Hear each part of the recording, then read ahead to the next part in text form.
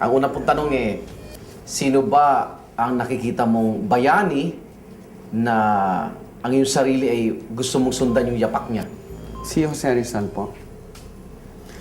Si Jose Rizal ay isang bayani na talagang isinabuhay niya yung mga prinsipyo niya. At naniwala siya sa kabataan. Siya ang nagsabi na ang kabataan ang pag-asa ng bayan. At dahil dito, halos inialay niya ang buhay niya para sa bayan. Sino ang pinaka-idolo mo sa buhay mo ngayon na buhay pa? Buhay na idolo. Nanay ko po ang idolo ko. Dahil marami po siyang tinutulungan, mahal niya ang Panginoon at isa po siyang nagtaguyod ng kanyang negosyo. Marami po siyang binigay na trabaho sa kanyang negosyo. At talagang hindi to ginawa sa pamamagitan ng mga koneksyon o dahil lang Gordon siya, kundi talagang pinaghirapan niya. Konsehal JC, kwento nyo nga sa amin, kailan at saan kayo naging napakasaya? Yung talagang greatest source of happiness na moment ninyo.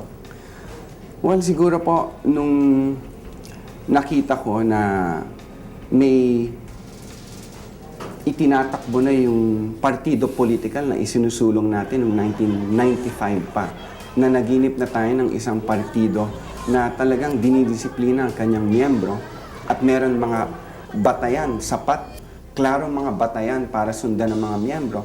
Kasama ko po si Landy Pacheco noong 1995 pa sa National Renewal Movement, naging kilusan para sa pangkalatang kabutihan noong 2002. Tapos noong 2004, binuo po namin yung Kapatiran Party, inaccredit ng COMELEC.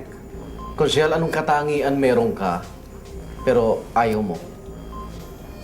Yung pagiging radikal to the point na isasakripisyo ko po yung comfort o yung buhay na matiwasay ng aking pamilya, asawa at mga anak.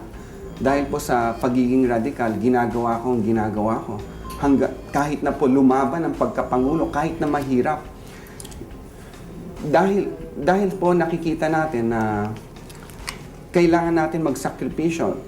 Tapatin nyo nga ho kami. Kayo ho ba'y nakapagsinungaling na? Well, siguro mga white lies lang po. No? Pero pagdating po sa malalaking kasinungalingan na may ipagtatakpan tayo, hindi po tayo ganon. At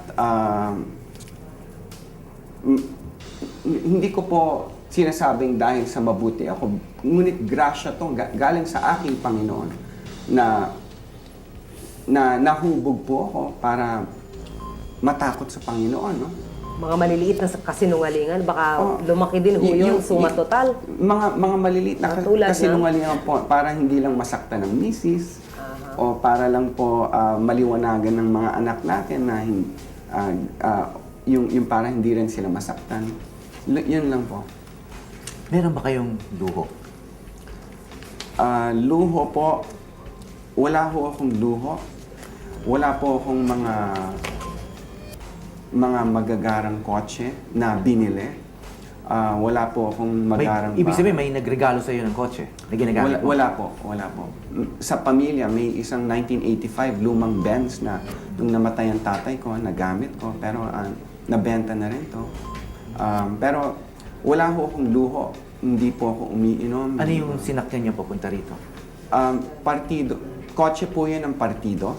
Yung kotse ko lamang po ngayon ay gamit ng misis ko. Isang maliit na kotse lang. But hindi naman po ko sinasabi na dati hindi ako nagka-kotse. Mas maganda kesa yung maliit na kotse na yun. Binenta ko na rin dahil sa kailangan ko ng pera para sa negosyo.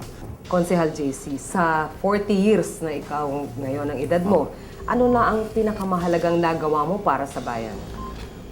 Yung pagiging konsehal ko po, bagamat yun po yung pinakamababang posisyon sa ating political na struktura, linabanan ko po yung coal-fired power plant, yung Bataan na yung pagtataguyod ng BNPP, Bataan Nuclear Power Plant. Linabanan ko po yung mga tiwali sa gobyerno. Marami po akong sinampang kaso sa sa ombudsman. Hanggang ngayon, nandun pa po. Ako po ay nagsalita para protektahan ang mga karapatan ng mga manggagawa sa Hanjin Shipyard. Isiniwalat ko po doon yung mga workers' rights violation at 29 deaths and 4,000 injuries. No? Marami pa po akong linabanan, pero ang point ko po dito is maraming struktura na kailangan wasakin. And this is not the time to build.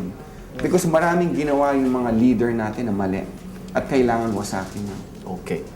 Councilor De Los Reyes, maraming salamat po. Mamaya sa pagbalik ng kandidato, alamin po natin at susuriin yung mga platapormang inihahain ni kandidatong konsehal JC De Los Reyes.